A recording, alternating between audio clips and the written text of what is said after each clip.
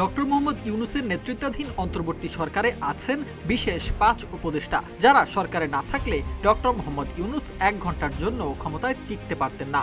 সরকার টিকে আছে এই ৫ উপদেষ্টার বুদ্ধিমত্তা, যোগ্যতা ও কৌশলের উপর। এবার এমন কথাই জানালেন গণ অধিকার পরিষদের সাধারণ সম্পাদক রাশেদ খান। তিনি উল্লেখ করেন, এরাই সেই উপদেষ্টা যাদের নাম গণমাধ্যমে উল্লেখ করেননি নাহিদ ইসলাম।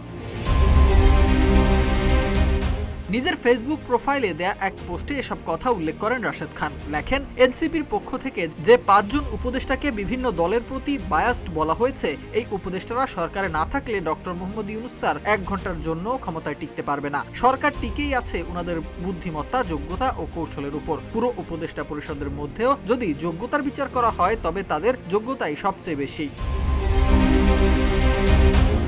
উল্লিখিত এই উপদেষ্টারা এনসিপির আজ্ঞাবহ না হওয়ায় দলটি এখন তাদের বিরুদ্ধে অভিযোগ করছে উল্লেখ করে রাশেদ আরো বলেন, তৎকালীন বৈষম্য বিরোধী ছাত্র আন্দোলনের ৬ সদস্যের লিয়াজো কমিটির পরামর্শে এই ৫ জন উপদেষ্টা সহ বাকি উপদেষ্টাদের সিলেকশন করা হয়। হয়তো এই ৫ উপদেষ্টাকে এনসিপির আজ্ঞাবহ বানাতে না পেরে ট্যাগিং করা হচ্ছে।